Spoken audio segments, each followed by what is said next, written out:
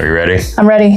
For wait, Whistle Wednesday. Wednesday. Hi, you guys. Wednesday?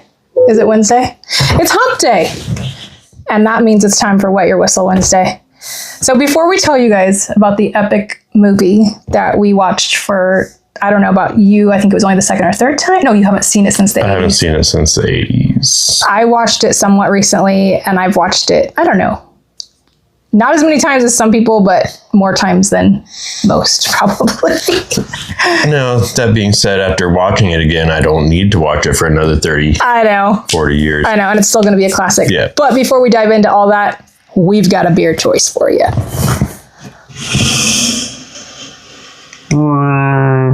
So we recently posted on some of our other social media platforms that we used to live in an area that we had a lot of bears. We had a lot of bears. They would be like, you're having a yard sale? We're going to stand right behind you and you don't even know it. Or, you know. Specifically, I think we had the same couple bears, but there was a lot of bears around. Yeah, they'd come up if we were barbecuing like, hey, can you give us some? Anyway, so we have today a bear hug beer choice. Beer hug. Oh. With a bear. Beer hug with a bear. I just had bear in my mind. Okay, I picked these out. I went into the store and picked these out this time. Normally when he goes in, he ends up with the higher alcohol percentage. This was not intentional. I'm going to tell you guys just a little story.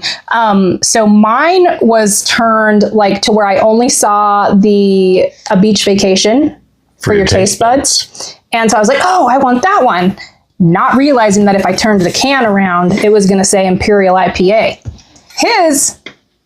That was not facing me. The part that says Hazy IPA was facing me. And so anyways, I didn't realize I was picking out two IPAs, but I'm sticking with mine, even though it has a 9.9% alcohol content and yours has a 6.8, winning today. Do you want to high five me on that? All right, let's dive into these. Oh, wait, babe, you didn't even say, so born in Chicago in 1988. We've done one of these before. Have we? Yeah. A Goose Island Beer Co. beer choice? Okay. A beer hug specifically. All right. But, interesting. yeah, I got the Hazy Beer Hug. She has the Imperial Beer Hug. I mean, who knows? It's not a double IPA, so. Wait, a Tropical Beer Hug. I'm sorry. Tropical. Cheers. Cheers.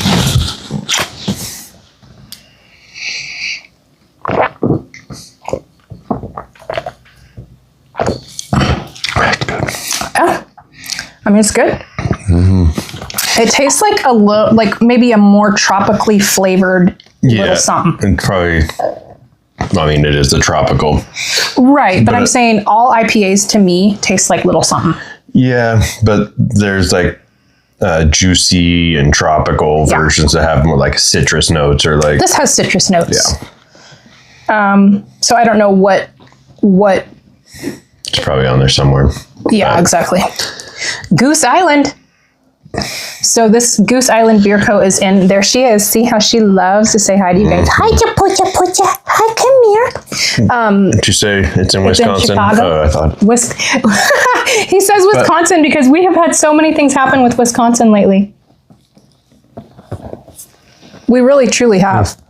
Wisconsin keeps popping up in our lives. Chicago. We love cheese. And Fort Collins, Colorado. Oh, I feel like they used to be elsewhere. Lay down.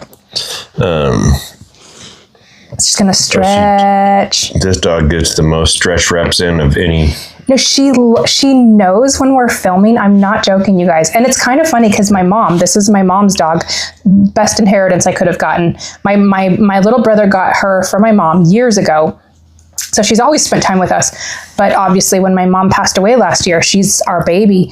And, best inheritance I could have gotten is this little sweetheart right here. But I'm telling you, because my mom was a little social butterfly, way more than, my brother's a really big social butterfly. But so my mom was a huge social butterfly.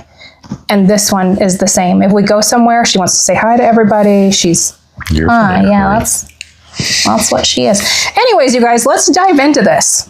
Go ahead. If this helps our movie selection at all,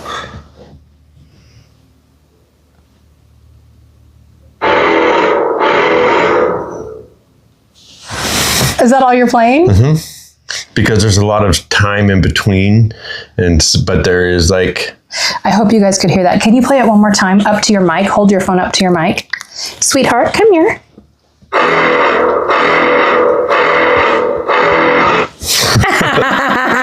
Stay out of the water. Stay out of the water, but don't stay out of the water. I probably would have stayed out of the water. Oh, in that specific movie? Okay, but it is an extremely exaggerated form of anything that a shark... Okay, first of all, before we dive into this movie, Jaws. Let's just tell you guys that we are huge lovers of the ocean. We both snorkel. I just started scuba diving. I don't know if you've been scuba diving, but we both absolutely love the ocean. We are huge. Hi, baby. We are huge fans of sharks in general and of ocean life. And sweetheart, come here. And lay down. So I just want you guys to know that this movie is classic and we absolutely love it. And we are both guilty of teasing our friends, you know, because this movie came out in 1975. So you figure, and we were born in 77. So this movie is a huge part of our childhoods, and we are both guilty of. Well, I had a pool growing up too, so like it started early. You know, even putting things on our backs or on our heads and like teasing people and Donna. Okay, so let's dive in. I will say that I love this movie so much, especially the beginning when they're around the campfire and Chrissy, who was the first victim. Poor Chrissy. Poor Chrissy. Just wanted to go for an alcohol-fueled night swim. Well, so she's sitting up kind of like on the hill. She's kind of like mysterious looking, and the super drunk guy that... There's some other guy that is from the island, Amity Island, but lives in Connecticut now, but he's back for the summer, and he was talking to one of the... I can't remember what they call the people that come over for the summer, but summers or something. And so they hit it off real quick and they go running to go swim. She goes running. He's completely toasted and he's like, "Where are you going?" And, "For a swim." And you know, this bubbly, adorable, sweet girl jumps in the ocean. She like strips down and he can't get his shoes off, his clothes off. So she's out swimming by herself and he's just still fumbling on the beach and passes out. Yeah, he passes out in the sand, like with the water just like coming up on him. And anyways, he's passed out the whole time. She gets eaten by Jaws. She just passed away in 2024. If you guys didn't know, I forget her real name, but she's Chrissy. She's the first victim in Jaws. She passed away. She was 77. Rest in peace twice. Rest in peace twice. And she set the tone for the movie. I mean, if she truly did. Yeah. Because like she's being pulled. I mean, that was such an extreme, like yanking and pulling and. I mean, I don't know specifically like how great whites attack. You know what I mean? I don't know. I think they are pretty violent. Oh God. I mean, I know it happens. Believe me, we're not stupid. We're not ignorant to the fact that it does happen, but we just don't live in fear of it. In fact, I was on a cruise that somebody was supposed to be on with me. Speaking of drinking, that's a whole other story. He literally, okay, I have to tell you guys, honey, hold on. It's kind of funny. He got to the airport. He thought he was safe. And so he had a few cocktails and he missed his flight. And so he didn't get to go on the cruise. Anyways, that's a story that we can laugh about now. But I was snorkeling in the Bahamas, right? I was on MSC Divina and I was snorkeling, and this was on a Saturday, and somebody yelled out like, "Oh, there's a baby shark swimming around like in the little bay area." Which is not uncommon. Because most shark attacks, if you guys don't know, they happen within 10 feet of water and within 20 feet from the shore. Yeah, 20 feet from the shore, 10 feet of water or something like that. Yeah, even up to like 3 feet of water. So now, mind you, you're as likely to get attacked by a shark as you are to get hit by lightning like however many times in your lifetime. So, you know, or attacked by a bear. It's the same kind of thing. So that was on a Saturday. that there was a baby shark and I was snorkeling. And if you guys haven't seen that video, I was saying in the video, I can remember I was like snorkeling and I was like having this moment because my honey bunny wasn't with me, but I was like loving what I was doing. And then I had this like internal intuition. I call it I call it certain things. Anyways, to come back. So I came back and I was like, okay, I'm kind of done. On Tuesday, so what?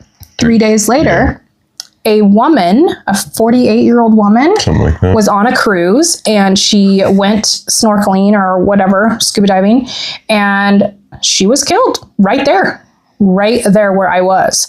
So, and sitting here thinking about it, not that specifically, but the likelihood of a shark attack versus, like, say, a bear attack. Right.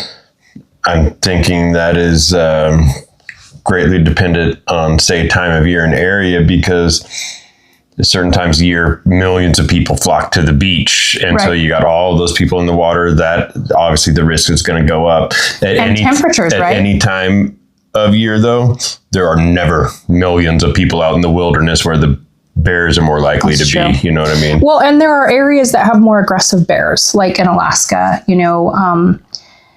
our bears up there were like 10th generation bears. They're like, taking your Pepsi can that you leave on the table and drinking it, like the bears in Tahoe, But wouldn't you say also that it has to do with the temperatures of the water? And when the temperatures increase, they get more aggressive, depending on the shark or whatever. But yeah. But aren't they more aggressive when the temperatures are warmer because they're not feeling well? They're like, well, I think a lot of them prefer the cooler water. Yeah.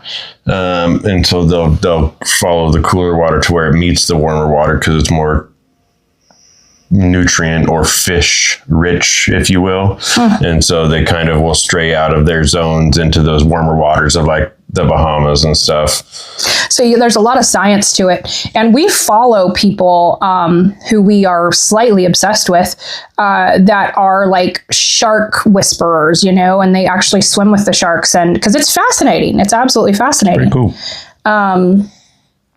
So yeah, this movie. So she runs. She's the first to get killed. Rest in peace twice, like Aaron said. And so the sheriff, who's one of the main characters, decides to shut down all the beaches, keep everybody out of the water. But the mayor doesn't want. It's 4th of July weekend, so he doesn't want to close everything down because Amity Island runs off of tourists. Which is sad because the sheriff does get blamed for it. And you're right, I'm sorry, I didn't remember correctly, but yes, he did want to. And so they don't tell anybody that Chrissy, that it even happened. But my question is, because like they don't really address it either, is where is Chrissy's family and everything? Like I say, she's a tourist. Yeah. So she just went missing. I don't know. Yeah, not sure. And then like the next day or 2 days later, busy 4th of July swimming. Well, somehow he kind of has the beach closed. That's after the boy got killed. Because they had the mayor did not want to shut down the beaches. So the sheriff is sitting there all nervous. And here's what it was. So it's the busy holiday weekend. The sheriff is all rattled. So he's kind of sitting on the beach with his family. Yeah. And this kid goes and asks his mom, "Hey, Mom, can I swim?" She's like, "I don't know." And he's like, "Just 10 more minutes." So he goes out on his raft. And then there's the dog. And you think the dog is going to get killed. But Jaws comes up from underneath and ends up getting this kid. And that's when they end up starting to shut down the beaches. And the mom of the boy who went out on the raft eventually comes to the sheriff and says, "You knew. I just found out that you knew that there was a shark." The thing is nobody knew that it was the size of shark that it was. So they ended up basically putting out a $3,000 bounty for the shark, people to go fish and hunt and kill it, basically. And my favorite character is the shark hunter. I love a lot of the things he says in the movie. He's like, he's also a very overly dramatized character, but like, I love him. Mind you, for 1975, they did really good for character development. What did he tell the one scientist guy? He's like, your college degree and money didn't teach you to admit when you're wrong, did it? Right. He's my favorite. He is my absolute favorite. And he goes out. It's kind of like that surfer that got killed surfing somewhat recently. He was a freaking bigwig surfer. And if there was a way he was going to go out, he wanted to go out surfing. It's the same thing. He was obsessed with sharks. And when they were out on the boat hunting this big shark. Well, before any of that. No, I know that, babe. But what I'm saying as a general overview, because everybody's seen the movie. We don't need to tell the whole storyline. No, I wasn't gonna, but yeah. I'm just saying, like, in general, when he's out trying to hunt the shark, you can see him actually, and that's why I think he played such a good role. He literally loses his mind at a certain point in time. He just becomes, and so it's like you can see, and in my opinion, the writers did an amazing job because he truly,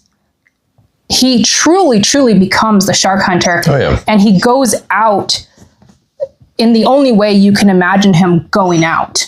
But what I was going to say, gnarly, but what's good about it is, the guy who he's saying that to, like, but yeah, but it didn't teach you to admit when you're wrong. Yeah. Like, is like a kind of research scientist, basically marine biologist. He's very well-to-do. He's rich. Like, his family's rich. He's rich. Right. I never thought he came off like that. Well, I did think he came off like that a few times, but here's the thing. Throughout the movie, the writers did an excellent job of pulling those three walks of life together as one, because they all needed each other and they didn't all survive. And every aspect of what each of them represented was needed to even be able to do what they did to get rid of Jaws. Well, he'd come out to basically study the deaths of the shark bites, which the mayor said was a boat. But that's where that personality type came out, is when he was in there investigating Chrissy. Well, he was like kind of being snotty and kind of being like, well, because I don't know. And see, for me, that was just doing the forensics bit, but like, he also knew that he basically walked into, you said it, what did this? He walked into a small town cover up, already. But and I get that. The fun part about it is the sheriff hates the water because of something happened to him as a kid. And I don't remember what that was. They never really say. I think he might have had a shark attack because at one point they showed their bites. Yeah, but he didn't. But they talked about a thresher shark at one point. He's like, a what? And they're a thresher. Then he kind of looks at his stomach and like, okay. But so he is just kind of there as another body, really. The scientist goes out with all his technology that he thinks is going to be the answer, and the shark hunter goes out with all his weapons, thinking that that's going to be the only answer. And it turns out to be a crazy combination of all of them. The sheriff is shooting it with his revolver. Well, the sheriff is the one who ultimately took the oxygen tank and threw it in the shark's mouth. I mean, I guess one thing that was a little confusing is, as an adult watching it and paying attention, is how did the oxygen tank stay in the shark's mouth? Was it stuck in his jaw? They show it like when the shark's mouth is open and he's thrashing around, it's still right there, but it was like kind of sideways. Yeah, like maybe like a toothpick, like it got stuck. But then when he shot it, it was just end to end, it wasn't long ways, it was skinny ways. So he had a hell of a shot.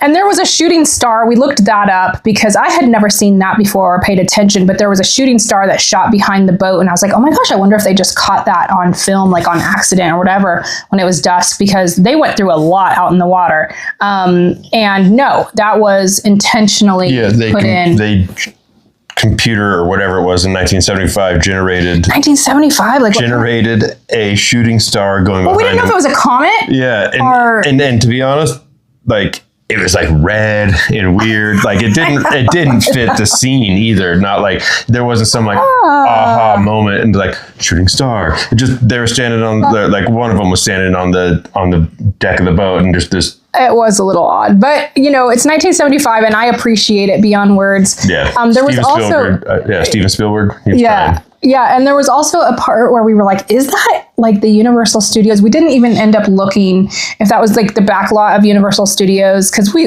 love like the tram tour and like everything that has to do with Universal Studios. And I'm sure it was. It looked just like it. It did look just like it. And I feel like Universal Studios is really like, I should look. You have your phone. When did like the back lot, or when did Universal Studios? Because it's many decades old. Like it's been there forever, and it is the kind of launching foundation of filming for many Universal films. But we didn't do that research. We apologize. So Aaron's looking it up right now, but it looked exactly like the section of the backlot tour when you go on the tram. And I know that they still have, I don't know, I can't remember. I think they still have like a Jaws, part when you're going through that. No, it is a recreation. Darn it. Pretty much everything was shot off of Martha's Vineyard. Are you serious? She had it back then? No, it's not Martha Stewart's. Oh. It's a town. Like, it's a town in Massachusetts or Long Island. I seriously, this whole time, all my whole life, I thought that was like Martha Stewart's property, Martha's Vineyards. Like, oh wow. No, it's a very well-to-do. I wouldn't be surprised if she doesn't have. I'm sure, but why is it called Martha? Like what? Who is Martha? It's in Massachusetts, and I don't know who Martha is. Oh, interesting. I'm sure I could find out. Yeah. So it was named by Bartholomew Gosnold in 1602. So oh my gosh, maybe that was his wife or his mistress. Some Martha. Anyways, people swim around it. The Amity Island is a real island. It's not called Amity Island. I can't remember what the actual island is called. Like where the filming was done, you mean? But people swim around it. Like it's a decent swim. It's a they swim around the island. And the sheriff said in there, he's like, it's not an island unless you look at it from the water. It's like, oh my gosh. So that's good. Oh, that was funny. So one question, go ahead. Maybe they did need a bigger boat. Oh, they needed a bigger boat. That was insane. I was like, oh my gosh, the shark is bigger than the freaking boat. And he was so smart. Well, he ended up sinking it, basically, He ended up sinking it. But speaking of that, that's one of the things I wanted to touch on is like, what's the average size of a white shark or a great white? Great white. And then what was the size, of him? Great whites are scary. Great whites are scary. And I think last night we were looking at the oldest shark. Okay, so sharks are like 40. Generally 15 to 20 feet. And that boat was probably 20 feet. Or 20. They estimated him to be 25 feet, I remember now. Jaws? Yeah. In the movie. They were like, no, he's more like 25 feet. So, at least 5 feet longer than the average great white. And he was a big old boy, and he was hungry all the time. Like he would eat someone and then he would immediately come back for someone else. Like he ate 25 feet. Jaws. Okay. Oh my gosh. I just had something I wanted to say and now I don't remember. Oh my gosh. So regardless, that's a big, big boy. It's big. Oh, I know what it was. Remember last night we looked up how old sharks are. They're like older than dinosaurs and older than 450 million. They're older than the rings of Saturn or Jupiter. Yeah, I mean, they've been around that long. So they are just like the beasts of life. They've been here longer than trees. And they average, or the oldest shark is a Greenland shark. A what? Greenland can live to be 400 years old. Which they still don't know a lot about those sharks. I've been hearing a lot about them in the last couple years. the Greenland shark, because they're like a deep sea shark. And so they're like to the depths of water that humans don't really go. Typically, or but are they big and gnarly? I'm not sure how big, and they're not like I don't think they're like predatory vicious, but the reason they live so long is because their metabolism is slowed down from being in the dark and at low pressure and everything, so they have super low My metabolism has slowed down. I wonder if I'll live to be 400. Gosh, mine sped up. His sped up, mine slowed down, but I'm trying. It's a long road, honestly. Metabolism issues in your 40s I used to freaking, it's crazy. I guess I heard people talk about it here and there, but I just never imagined it would be me. Here I am. So yeah, it was it is a great movie. It's a great classic. The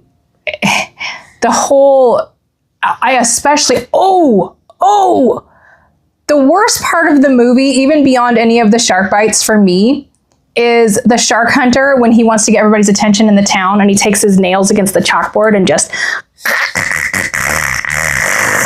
and it's like, oh my God. For me, that is top notch, the worst, can't handle it. I know some people, it's not that big of a deal to them, but it is a big deal to me. Yeah, I'm not a fan. It's kind of like, it's not actually the sound that gets me. It's when it actually happens and it's your fingernails. It's just oh God.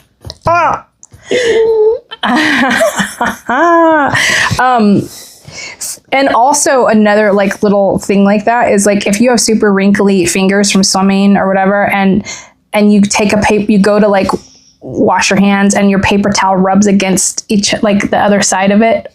I don't know if I have that. Oh God, that for me, I don't know if anybody else, that might just be a me thing, but I can't handle it. It's so, it just grosses me out. I have a weak stomach though. I do too, but it's a different week. Oh, he has a very weak stomach. It's a different week. It is, but we also have a friend.